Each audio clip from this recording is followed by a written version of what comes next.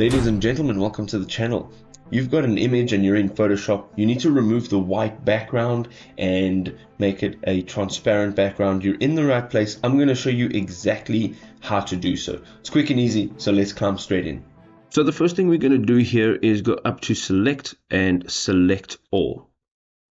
From here, we can use our keyboard. We're going to use Control-C to copy all of the layers.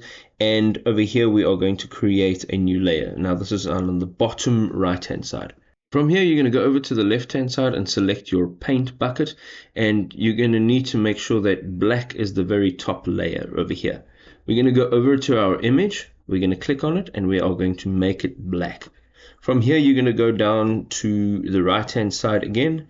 And you're going to use this icon, it's the layer mask. You're going to add a layer mask over here, and you are going to hold in Alt on your keyboard, and you're going to click on that one over there. It's going to make it white. From here, we are going to paste that original layer that we copied. So we're going to go Control-V, and it's going to paste our layer here. From here, we're going to go to Image, and we need to just invert our selection. So let's go to Image. We're going to go to Adjustments, and we are going to click on Invert. This will now invert your layers.